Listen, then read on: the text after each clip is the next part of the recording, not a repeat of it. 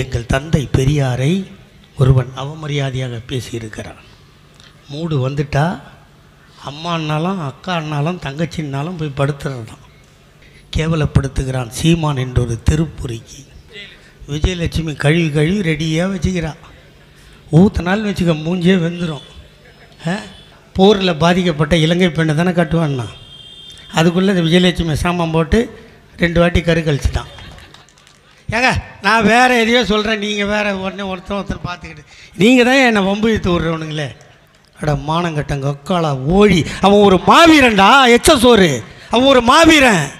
மழை கையில் கடித்த அவனை தொண்டை கடிச்சிடும். உன்னை யாருக்கிட்டா போய் சொல்கிற? இந்த ஒக்காளா ஓடி இப்படி போய் சொன்னால் எப்படிமா வருது? மவனை 4 குத்து வாங்கி நீ உயிரோடு வந்துட்டினா நீ சீமானு ஒத்துக்கிறேன், செத்து போயிட்டா அதோட கட்சி கழிச்சிட்டு ஓடிடணும். சவாலா? அவன் தான் தப்பாக பேசுகிறான்னு சொன்னால் அந்த அண்ணாமலை லவடிக்கு பால் சொல்கிறான், நீ ஏன்ட்ட ஆதாரம் இருக்குது? அம்மாக்கிட்ட போய் கேளு, நீ எங்கள் அம்மாவுக்கு தான் பிறந்தியான்னு. அதுக்கு ஆதாரம் தான் காட்டு எனக்கு. நான் கேட்பேனா கேட்க மாட்டேன். என்னை மேடையில் அறிமுகம் செய்யும் போது என் அன்பு தம்பி குஷ்பு புகழ் என்று சொன்னார். சத்தியமாக சொல்வேன், இன்னொரு முறை அப்படி சொன்னால் இந்த நாகை மண்ணிலே தூக்கிட்டு சாவேனே தவிர நான் வாழ மாட்டேன். அப்படி ஒரு வாழ்க்கை எனக்கு தேவையில்லை. என் பெயருக்கு முன்னால் இந்த மண்ணையும் மக்களையும் தன் நடிப்பால் கட்டி போட்ட உலக மகா நடிகன் சிவாஜியின் பெயரை என் பெயருக்கு முன்னால் வைத்திருக்கிறேன். அவன்தான் கட்டபொம்மனை இந்த மண்ணுக்கு காட்டினான், வஉசியை காட்டினான், பாரதியை காட்டினான், வாஞ்சிநாதனை காட்டினான். ஏன் இந்த நாட்டில் கும்பிடுகின்ற முக்கடவுளையும் காட்டிய ஒரு நடிகன் சிவாஜி, அவன் பெயரை வைத்திருக்கிறேன். நான் வந்தவன் போனவனுக்கெல்லாம் புகழ் தேட விரும்பவில்லை. என் புகழ் கலைஞரின் பேரன் என்ற புகழ் என்னை வாழ்நாள் முழுக்க காக்கும். அண்ணன் தளபதியின் தம்பி என்ற புகழ் என்னை அரியணை ஏற்றும். அண்ணன் உதயநிதியின் அண்ணன் என்ற புகழ் என்னை உலகுக்கே காட்டும். இங்கே எல்லா கட்சிக்காரனும் கேட்பான், உதயநிதி எப்போ அரசியலுக்கு வந்தார், உடனே எப்படி துணை முதலமைச்சரானார்? கேட்குறானா இல்லையா? கண்டிப்பாக கேட்குறான். அதுலேயும் அந்த எச்சக்கலை அண்ணாமலை அதிகமாக கேட்குறான் இல்லையா? அதை தாண்டி விருந்தாளிக்கு பிறந்த சீமான் இன்னும் ஓவராக கேட்குறான். அவன் கருவிலியை தியாகிடா லவடைக்க பாலுங்களா, அவன் கருவில் தியாகி. தெரியுமா உங்களுக்கு? சுதந்திரம் வாங்கி 25 வருஷம் 75 வருஷம் எத்தனை விளையாட்டுத்துறை மந்திரியை பார்த்துருப்பீங்க? அது என்ன துறை? அது இருக்கிறதுலையே சவலையான துறை. அந்த மந்திரிக்கு ஒரு வேலையும் கிடையாது. எவனா கப்பு அடிச்சுட்டு ஃபாரின்லேருந்து வந்தால் ஏர்போர்ட்டில் போய் சால்வை போடணும் இல்லையா? இல்லை வீட்டுக்கு போய் நிதி கொடுக்கணும். அதானே? எந்த இலாக்கா மந்திரியாவது விளையாட்டுத்துறை மந்திரியை இதுக்கு முன்னாடி 10 வருஷம் அதிமுக இருந்துச்சு இல்லை, விளையாட்டுத்துறை மந்திரி பேரை சொல்லுவியா? இல்லை ஞாபகம் இருக்குமா? இருக்காது. அது அவ்வளோ மட்டமான துறை, துறையிலேயே கடைசி துறை. அந்த துறையை எடுத்து முதன்மை துறையாக மாற்றிய ஒரு விளையாட்டுத்துறை மந்திரி எங்கள் அண்ணன் உதயநிதி.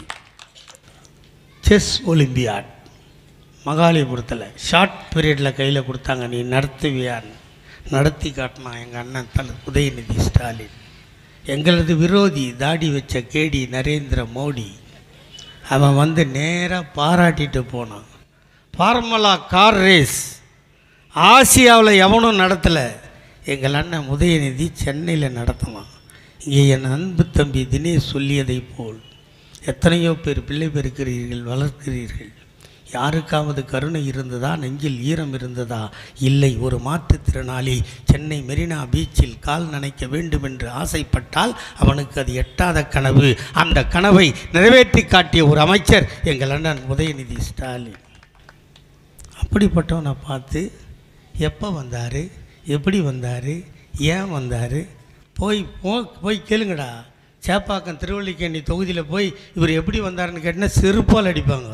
70,000 ஓட்டு போட்டு எக்ஸ்ட்ரா 70,000 ஓட்டு வித்தியாசம், 70,000 ஓட்டு வித்தியாசத்தில் ஜெயிக்க வச்ச ஒருத்தனை பார்த்து நீ எப்படி வந்தார்? மன்னர் ஆட்சி. இன்னொரு புறம்போக்கு லாட்ரிக்கு பிறந்தவன். ஆமாம், அவனை லாட்ரி தான் பெற்றுது. அவன் மன்னர் ஆட்சி நடக்குது, என் மயிர ஆட்சி நடக்குது. திருவல்லிக்கேணி தொகுதியில் ஓட்டு போடலைங்க, தேர்தலில் நாங்கள் நிற்க வைக்கல. நாங்கள் என்னடா விற்காத சாமானியாக விற்கிறோம்? இந்த இந்த டெல்லியில் ஒன்று விற்காமல் கிடந்தது, அதை கொண்டாந்து பாண்டிச்சேரியில் கவர்னர் ஆக்கல, பழைய சாமான வச்சாடுங்களா இல்லையா? இங்கே எம்எல்ஏ தேர்தலையும் எம்பி தேர்தலையும் நின்று தோற்று போன அண்ணாமலை லவடைக்கப்பால் தானே இன்றைக்கி தமிழ்நாட்டுக்கு பிஜேபி தலைவர். எம்எல்ஏ தேர்தலையே நின்று தோற்று போன எல் முருகன் தானே இன்றைக்கி டெல்லி மந்திரி. எம்எல்ஏ தேர்தலையும் எம்பி தேர்தலையும் நின்று போன தமிழிசை தானே இன்றைக்கி அங்கே இருக்கிற ரெண்டு ஸ்டேட்டுக்கு கவர்னரு. அது மாதிரியாடா நாங்கள் 2019 ஒரே ஒரு செங்கல் எடுத்து 38 சீட்டை ஜெயித்து கொடுத்த ஒரு ஆம்பளை எங்கள் அண்ணன் உதயநிதிடா. அதுக்கு பரிசு இளைஞரணி செயலாளர், அதுக்கு பரிசு இளைஞரணி செயலாளர். இந்த நோட்டீஸில் எவ்வளோ பேர் படித்தேன், அதில் எவ்வளோ பேர் பொறுப்பில் இருந்தான். முதல்லலாம் தலைவர் இளைஞரணி செயலாளராக இருக்கும்போது மாவட்ட லெவல் ஒன்றிய லெவல் தான் இளைஞரணி பொறுப்பு இல்லையா? அதை கீழே வரைக்கும் கொண்டு போய் ஒரு அமைப்பாளர் 3 துணை அமைப்பாளர்னு போட்ட ஒரு கில்லாடி எங்கள் அண்ணன் உதயநிதி ஸ்டாலின். உத்தரவு போட்டால் பகல் 12 மணிக்கு சொன்னால் அடுத்த நாள் காலைல 10 மணிக்கு பல்லாயிரக்கணக்கானவன் திரண்டு ஆர்ப்பாட்டம் பண்ணான்னா அது எங்கள் அண்ணன் உதயநிதி ஸ்டாலினோட அருமடா, அவன் உழைப்புடா. நீ எந்த ஊருக்கு போ, ஒவ்வொரு ஊர்லேயும் அந்த ஒன்றியத்துலேயும் ஏதோ ஒரு ஆஃபீஸில் கிரிக்கெட் விளாடுமான்னு அந்த ஊரில் அந்த கிட்டு இருக்கும். நீ போய் விளையாட்டு திருப்பி எடுத்து போய் கொடுக்கலாம். ஃபுட்பால் விளாட்றியா, நீ விளையாட்டு எடுத்து போய் கொடுக்கலாம். இதெல்லாம் அமைச்சு கொடுத்தவன் யார்? 234 தொகுதியிலையும் நூலகம் கட்டித்தருவேன் என்று சொல்லி பல ஊர்களில் நூலகத்தை திறந்து வைத்தவர் யார்? எங்கள் அண்ணன் உதயநிதி. மாவட்டத்துக்கு ஒரு விளையாட்டு மைதானம் கட்டித்தருவேன்னு சொன்னது யார்? எங்கள் அண்ணன் உதயநிதிடா. எந்த துறையை கையில் எடுத்தோமோ அதை சிறப்பாக நடத்துகிறவன் தான் கலைஞரோட பேரன், எங்கள் அண்ணன் தளபதியோட மகன். அந்த தகுதியோடு இருக்கும். அது என்ன வாரிசு அரசியல்? வாரிசு அரசியல் வீட்டில் கல்யாணம் பண்ணுறம்மா, கல்யாணம் பண்ணுறீங்களேம்மா, ஏதாவது ரியாக்ஷன் பண்ணு. நான் பாட்டுக்கு நாய் மாதிரி கத்த முடியுமா? கேட்குறது ஒன்று தானே கேட்குறேன். உங்கள் வீட்டில் கல்யாணம் பண்ணுறல்லம்மா, பொண்ணுக்கோ புள்ளிக்கோ பண்ணுறல்ல, பண்ண என்ன சொல்லுவீங்க? என்ன எதுவும் விசேஷம் இல்லையான்னு கேட்பீங்கல்ல? அம்மா கேட்பீங்களா கேட்க மாட்டீங்களாம்மா? கேட்போம். அப்போ இல்லைன்னு சொன்னால் அப்போ வீட்டுக்காரன் வேலைக்கு ஆகலையான்னு கேட்பீங்களா கேட்க மாட்டீங்களா? கேட்பாங்களா இல்லையாப்பா? உங்களை கேட்குறேன், கேட்பாங்கல்ல? அப்போ கல்யாணம் பண்ணி வைக்கிறதே எதுக்கு? நம்ம குடும்பத்துக்கு ஒரு வாரிசு வேணும்னு. வாரிசு வர வைக்க முடியலன்னா அவன் மிஸ்டர் 9, இல்லைன்னா லேண்டு ரிப்பேரு. இந்த பழிபாவத்தை ஏற்றுக்காமல் எங்கள் ஐயா கலைஞருக்கு ஆண்மை இருந்தது, எங்கள் அண்ணன் தளபதி வந்தார், எங்கள் அண்ணன் தளபதிக்கு ஆண்மை இருந்தது, எங்கள் அண்ணன் உதயநிதி வந்தார். ஆண்மை இல்லைன்னா ஆஸ்பத்திரிக்கு போங்கடா டேஷ். அதை விட்டுட்டு எங்களை பார்த்து வயிற்றில் அடிச்சுக்கிறீங்க. அதையும் தாண்டி கோயிலுக்கு போனால் அங்கே கயிறு கட்டி இருக்கும்ல, பெரிய கயிறு கட்டி ஒரு மணி, அதை ஆட்டுறதெல்லாம் நம்மவா. அதே கோயிலுக்குள்ளே வெள்ளி தட்டில் வெள்ளி மணி சின்ன மணி இருக்குல்ல, அதை ஆற்றவா குஞ்சு மணி. அவளுக்கு பேர் அப்படி இருக்கும், என்னை தப்பாக நினைக்காதே, அவள் பேர் அப்படி தான் வைப்பா. அவள் ஆட்டுறது சின்ன மணி ஆண்டவன் முன்னாடி, நம்ம ஆட்டுறது பெரிய மணி. கையெல்லாம் காப்பு காய்ச்சிடும்.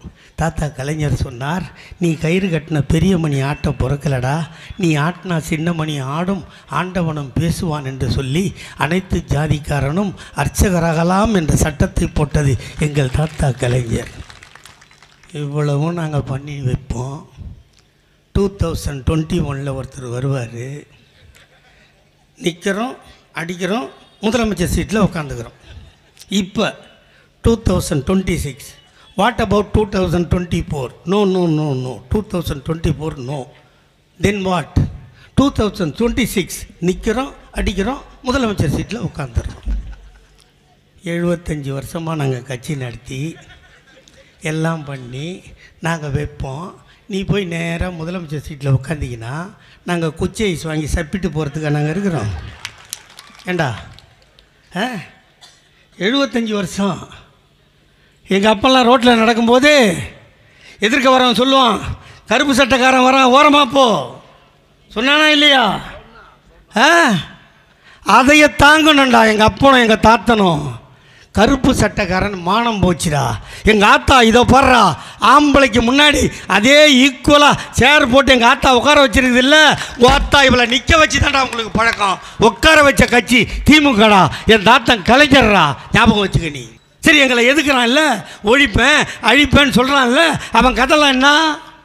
ஒரு ஆத்தா இருந்து சொல்லிச்சு, கண்டுக்கு எட்டிய தூரம் வரை எதிரிகளே இல்லை, திமுகவை வேரோடும் வேரடி மண்ணோடும் சாய்ப்போம், கருணாநிதியின் விழா எலும்பை முறிப்பேன். அந்த விழா எலும்பை இப்போ போய் பொறுக்கணும் எங்கள் கதை. சரி, இன்றைக்கி ஓபிஎஸ் இபிஎஸ் டிடிவி எத்தனையோ ஒழிஞ்சு போய்க்கிறீங்கடா. ஆனால் 75 ஆண்டு காலம் ஆகிறது இந்த கட்சிக்கு. என்று என் தாத்தா கலைஞர் தூக்கி பிடித்தாரோ அந்த உதயசூரியன் சின்னத்தையும் கருப்பு சிவப்பு கொடியையும் இதுவரை எங்கும் எவனுக்கும் தாரை வார்த்ததில்லை. 1957 தேர்தலில் நின்றோம். அப்போது யாருக்கும் எந்த சின்னமும் கிடையாது. திமுகவிற்கு சுயேட்சை சின்னம். அவன் கடவுளாக பிறந்தவன் எங்கள் தாத்தா டாக்டர் கலைஞர். அவன் சுயேட்சையாக நின்றபோது கூட அவருக்கு கிடைத்த சின்னம் உதயசூரியன். இந்த நாட்டில் 13 முறை, ஒரு முறையா 2 முறையா 13 முறை நின்று 13 முறையும் வென்ற ஒரே தலைவன் எங்கள் தாத்தா டாக்டர் கலைஞரை தவிர வேறு எவனும் இல்லை. 1957 குளித்தலையில் நின்றார், தர்மலிங்கத்தை வென்றார். 1962 தஞ்சாவூரில் நின்றார், பரிசுத்த நாடாரை வென்றார். 1967 சைதாப்பேட்டையில் நின்றார், குடந்தை ராமலிங்கத்தை வென்றார். 1971 மீண்டும் சைதாப்பேட்டையில் நின்றார், எஸ்ஜி விநாயகமூர்த்தியை வென்றார்.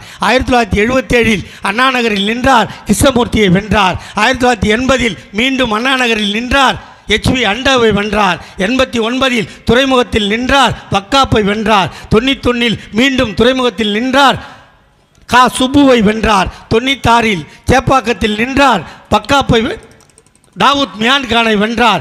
2001 மீண்டும் சேப்பாக்கத்தில் நின்றார், நெல்லை கண்டனை வென்றார். 2006 மீண்டும் சேப்பாக்கத்தில் நின்றார், தாவூத் மியான்கானை வென்றார். 2011 தான் பிறந்த மண்ணில் திருவாரூரில் நின்றார், பன்னீர்செல்வத்தை வென்றார். 2014 மீண்டும் அதே திருவாரூரில் நின்றார், குடந்தை ராமலிங்கத்தை வென்றார்.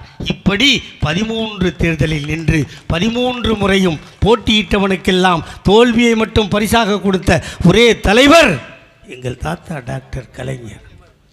எங்களெல்லாம் வழிகாட்டி 96 வயசு வரைக்கும் மூத்திர சட்டி எடுத்துக்கிட்டு ஊரூராக போய் தன்னை பற்றி கவலைப்படாமல் வாழ்ந்த எங்கள் தந்தை பெரியாரை ஒருவன் அவமரியாதையாக பேசியிருக்கிறான். மூடு வந்துட்டா அம்மானாலும் அக்கானாலும் தங்கச்சின்னாலும் போய் படுத்துறது தான். யாரை சொல்கிறான்? உங்களை நிமிர நிற்க வைத்தவனை, உங்களை அழகாக அலங்கரித்து பார்த்தவனை கேவலப்படுத்துகிறான் சீமான் என்றொரு திருப்புரிக்கு. நீ போய் அந்த புவனேஸ்வரி தானே அந்த நடிகை பேர், விஜயலட்சுமியா? விஜயலட்சுமி கழுவி கழுவி ரெடியாக வச்சுக்கிறா. ஊற்றினாலும் வச்சுக்க மூஞ்சே வெந்துடும். நீ ஒரு வார்த்தையை சொன்னதை ஒழுங்காக செஞ்சுருக்கியாடா? நீ கட்சி ஆரம்பிச்சோன்னு என்ன சொன்ன? எனக்கு கல்யாணம்னு ஒன்று நடந்தால் போரில் பாதிக்கப்பட்ட இலங்கை பெண்ணை தானே கட்டுவான்னா. அதுக்குள்ளே இந்த விஜயலட்சுமி சாமான் போட்டு 2 வாட்டி கரு கழிச்சிட்டான். ஏங்க, நான் வேறு எதையோ சொல்கிறேன், நீங்கள் வேறு உடனே ஒருத்தர் பார்த்துக்கிட்டு நீங்கள் தான் என்னை வம்பு இழுத்து விட்றவனுங்களே. எல்லாம் அமைதியாக தான் இருப்பான். அந்த பொண்ணை 2 வாட்டி கரு கலைப்பு பண்ணான். இப்போ யாரை பற்றி கல்யாணம் பண்ணி வச்சுருக்கான்? காளிமுத்தோட பொண்ணை. மானம் கட்டவனை, உனக்கு அறிவு இல்லைடா. நீ பேசுகிறதெல்லாம் எப்போ சொல்கிறான்? 2008 2009 தானே கட்சி ஆரம்பித்தான். 2008 பிரபாகரனை பார்க்குற வரைக்கும் இது அவனுக்கு அறிவு இல்லையா? 2008 வரைக்கும். 2008 போய் பிரபாகரனை பார்த்தவொன்னே தான் புத்தி வந்துதான். சரி, பிரபாகரனை பார்த்து என்னடா சொன்னார்னு கேட்டால், மான் கறி சாப்பிட்றியா முயல் கறி சாப்பிட்றியான்னு கேட்டான். ஏன்டா பிரபாகரன் சமையல்காரனா? அட மானங்கட்டங்க ஒக்காளா ஓழி, அவன் ஒரு மாவீரன்டா. சோறு அவன் ஒரு மாவீரன் ராஸ்கல். அவர் போய் சாப்பிட்றது கேட்டாரான். மான் கறி சாப்பிட்றியா முயல் கறி? அவர் சமையல்காரா அவர்? அது இல்லாமல் போய் சொல்கிறாங்க. பிரபாகரனோடு அமர்ந்து பேசி கொண்டு இருந்தானா, திடீர்னு இராணுவம் சுற்றி வளைச்சிருச்சான். இராணுவம் சுற்றி தட தட தடன்னு சுடுதான். அப்போ பார்த்து ஒருத்தன் விடுதலை புலி இவர்கிட்ட கேட்குறானா, சார் ஒரு செல்ஃபி? மழை கையில் கடித்த போன தொண்டை கடிச்சிடும் உன்னை. யார்கிட்டா போய் சொல்கிற?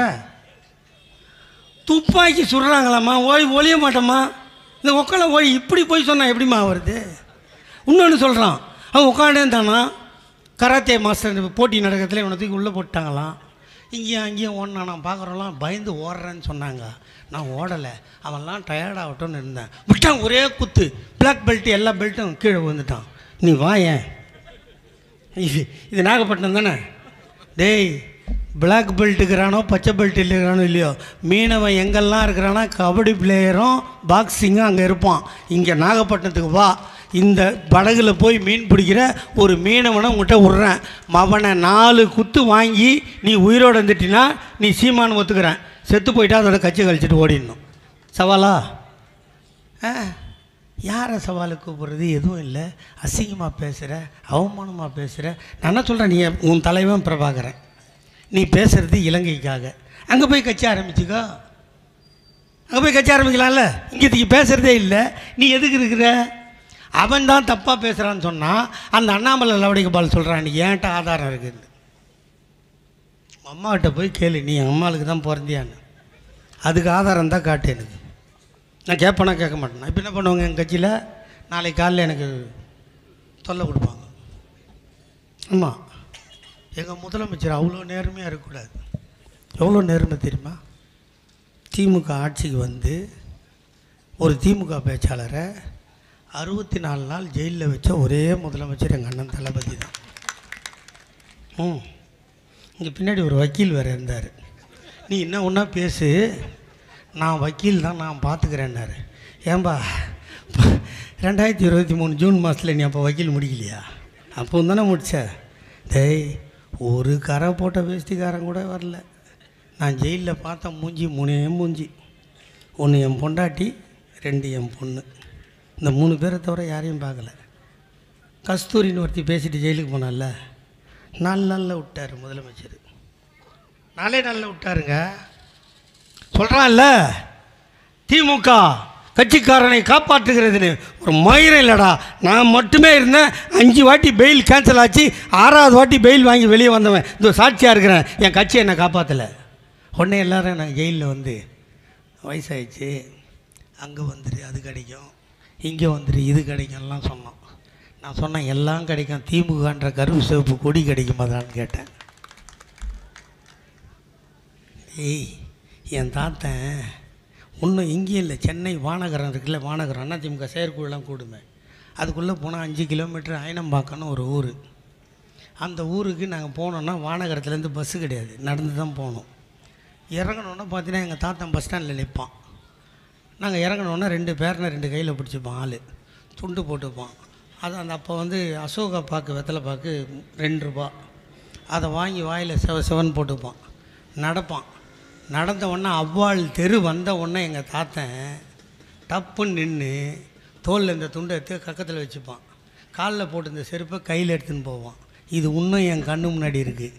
அதனால தான் திமுகவில் சொன்னால் 8 முழம் வேஷ்டியை இடுப்பில் கட்டு, 4 முழம் வேஷ்டியை தோலில் போடுன்னு சொன்ன கட்சி திமுக. என்னை கம்பீரமாக நிற்க வச்ச கட்சி. நான் படித்தேன், பியூசி வரைக்கும் போனேன், லாஸ்ட்டு பியூசி, அதுக்கப்புறம் +2.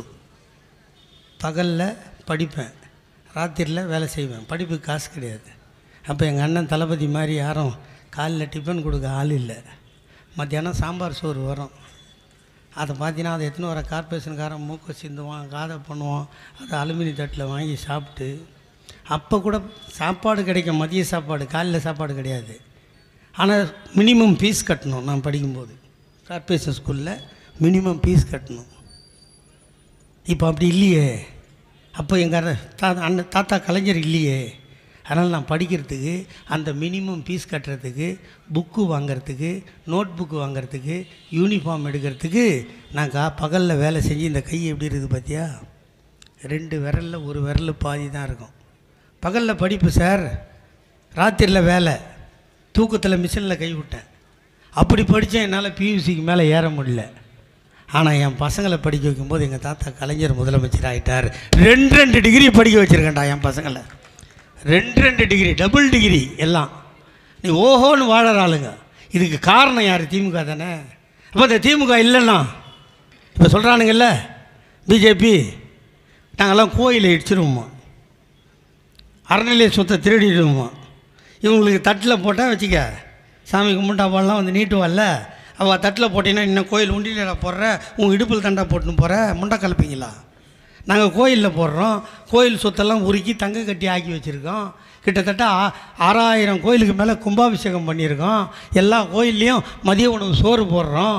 இவ்வளவும் இருக்குது. இதில் எல்லாத்தையும் விட்டுட்டு யார் அந்த சாரம்? இப்போது எதுக்கு? அண்ணா நகருக்கு பொள்ளாச்சின்னு ஒரு ஊர் தெரியுமா?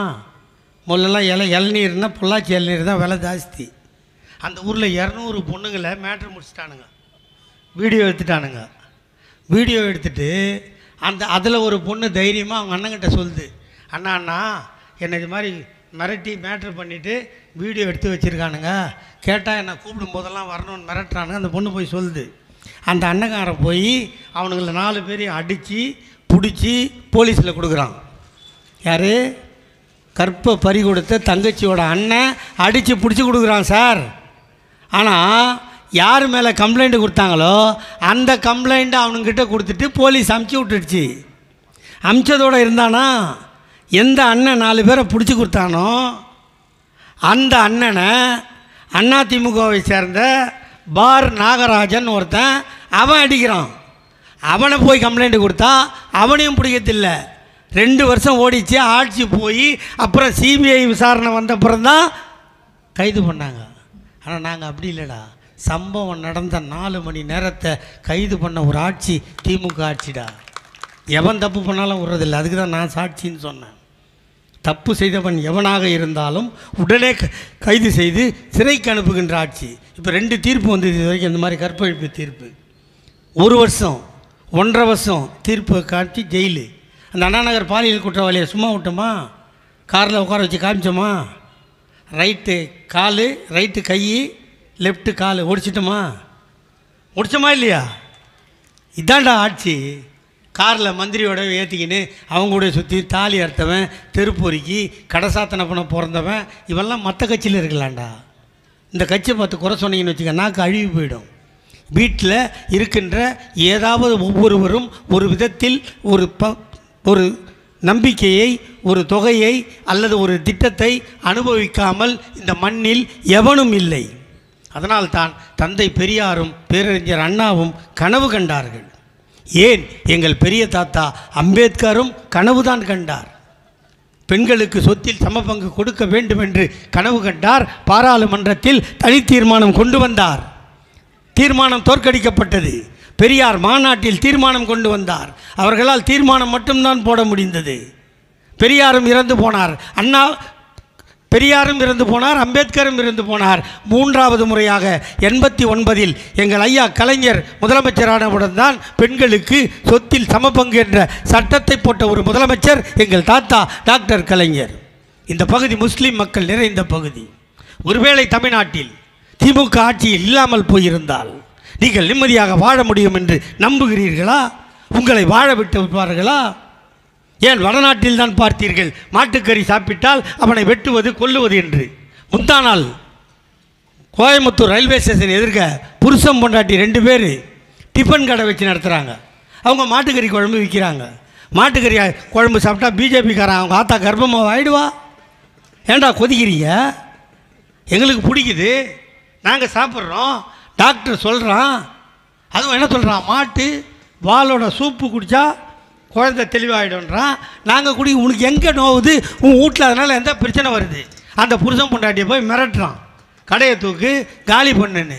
இங்கே தமிழ்நாட்டில் திமுகன்னு ஒரு கட்சி இருக்கும்போதே இப்படி முஸ்லீம் மக்களுக்கு தொல்லை கொடுக்க பார்க்குறீங்களே. ஒரு வேளை அந்த கோயம்புத்தூரில் ஒரு ஆத்தா ஜெயிச்சுதே, அதனால் கொழுப்பு அவங்களுக்கு. அது கூட எங்கள் அண்ணன் கமல்ஹாசன் போட்ட பிச்சை. அவர் கோவை தெற்கில் நிற்காமல் போயிருந்தால் அந்த அக்காவும் வந்திருக்காது. பிஜேபியில் இருக்கிற ஜிலேபிலே பட்ட ஜிலேபி அதுதான். இல்லை மற்றதெல்லாம் பாரு, இடைத்தேர்தல் வரா மாதிரியே இருக்கும். நயினார் நாகேந்திரன் ஒருத்தன் மட்டும்தான் சினிமா நடிகர் மாதிரி இருப்பான், டெய்லி மேக்கப் போட்டுக்கின்னு. மற்ற 2 கேண்டிடேட்டை பார்த்துன்னு வச்சுக்கோ, இந்நேரம் இடைத்தேர்தலுக்கு பக்கத்தில் ஈரோடு கிழக்கு தானே இப்போ, அதுக்கு பக்கத்துலேயே வந்துட்டுருக்கோம் இடைத்தேர்தல். அது மாதிரி தான் இருக்கும் 2 டிக்கெட்டும், இன்னும் 2. மாதிரி மானங்கட்ட கட்சி நத்திக்கிட்டு புறம்போக்குத்தனமாக பேசிக்கிட்டு 5 பைசாவுக்கு வக்கு இல்லாத கட்சியெலாம் வந்து கேட்பான். இங்கே கூட தொகுதி பொறுப்பாளர் சொன்னார், அவன் சொல்லுவான் இவன் சொல்லுவான், காதில் வாங்காதேன்னு சொன்னான். நீ வாங்கு, நீ காதில் வாங்கு, நாங்கள் யாருன்னு பாரு, அவன் யாருன்னு பாரு, தராசில் வச்சு நிறு, அப்புறம் பாரு. இப்போ எல்லோரும் சொல்லுவாங்க உடனே இங்கே பேசுகிற எல்லாரும், நீங்கள் மறக்காமல் 2026 உதயசூரியனுக்கு மறக்காமல் ஓட்டு போட. நான் ஒரு மயிரும் கேட்க மாட்டேன். ஏன்? எங்கள் உயிரை கொடுத்து உங்களுக்கு பாடுபடுவோம். கொரோனா வந்ததே, உலகத்தில் இருக்கிறவன் எல்லாம் என்ன சொன்னான்? வீட்டிலிரு, விழித்திரு, தனித்திரு, இதானே சொன்னான். எவனும் சொல்லலை. அது எந்த நாட்டு அதிபராக இருந்தாலும் அதான் சொன்னான். எங்கள் நரேந்திர மோடி கூட பார்பர் வந்து தாடியை ட்ரிம் பண்ணால் கொரோனா வந்துடும்னு தாடியை நீட்டாக வளர்த்துருந்தார்ல. அதிமுக மந்திரிலாம் போர்டு வச்சு வீட்டில் ஒழிஞ்சான்ல. உலகத்தில் ஒரே ஒருவன் சொன்னான், ஒன்றிணைவோம் வா என்று சொன்ன ஒரே தலைவன் எங்கள் அண்ணன் தளபதி. சொல்லிட்டு விட்டாரா? நம்பர் கொடுத்தாரு, இந்த நம்பரில் ஃபோன் பண்ணால் உங்கள் தேவை வீடுக்கெல்லாம் வரும்னாரு. நாங்களும் அந்த நம்பருக்கு ஃபோன் வந்தால் அந்த வீட்டுக்கெல்லாம் எந்தெந்த பகுதியில் சொல்கிறாங்களோ, எந்த வட்டாரத்தில் சொல்கிறாங்க, ஊரில் கூட கொடுத்தீங்களா சார்? வீடு வீடாக போய் கொடுத்து, இது மாதிரி கொடுத்து வீடு வீடாக உங்கள் தேவைகளை கொடுத்து சென்னையில் ஜே அன்பழகன் என்ற சட்டமன்ற உறுப்பினரின் உயிரை கொரோனாவுக்கு பலி கொடுத்த கட்சி திமுக. எங்கள் உயிரை கொடுத்து உங்களை காப்பாற்றி இருக்கிறோம், உங்களை கௌரவமாக வாழ வைத்திருக்கிறோம். உங்களுக்கு ஒரு விண்ணல் என்றால் உங்களுக்கு தடைக்கல்லாக நாங்கள் இருந்திருக்கிறோம். ஆகவே நான் கேட்பது, உங்கள் காலில் விடுகிறேன், ஓட்டு போடுங்கன்னு கேட்க நான் வரல. நான் எந்த தேர்தலிலும் எங்கு போனாலும் அப்படித்தான் பேசுவது. ஏனென்றால் உங்களுக்கு உழைத்திருக்கிறோம், நாங்கள் காலமெல்லாம் உழைக்கிறோம். 5 ஆண்டுக்கு ஒரு முறை ஒரே ஒரு பட்டன் தான் நமக்கு போகிற, அது அமுக முடியலன்னா போ. நீ வாழணுன்னா திமுக ஓட்டு போடு, செத்து போகிறேன்னா போ, எங்களுக்கு ஒன்றும் தேவையில்லை. எங்கள் அண்ணன் தளபதியை ஊருக்கு எங்கேயாவது போனால் நான் கலைஞரோட புள்ள என்ன தான் தெரியுமா? எங்கள் அண்ணன் உதயநிதியை நான் கலைஞரோட பேர் என்ன தான் தெரியுமா? ஒரு கல் ஒரு கண்ணாடி கதாநாயகன் சொன்னால் உலகம் பூரா எங்கள் அண்ணன் உதயநிதியை தெரியும். அதனால் நீங்கள் வாழணுமா சாகணுமான்ற டிசைட் பண்ணுற தேர்தல் 2026. ஒருவேளை வாக்களிக்க மறந்தால் உங்கள் தலையில் நீங்களே மண்ணை எல்லை போட்டு கொண்டதற்கு சமம்.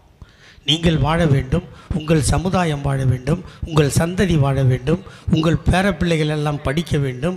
நீங்கள் துப்புரவு தொழிலாளியாக இருந்தாலும் உங்கள் பிள்ளைகள் மருத்துவராக ஆக வேண்டும், இன்ஜினியராக வேண்டும் என்ற கனவு இருந்தால், அவர்களை வாழ வைக்க வேண்டும் என்ற எண்ணம் இருந்தால் வாக்களிப்பீர். உதயசூரியன். வாய்ப்புக்கு நன்றி. வெல்க தமிழ். வணக்கம்.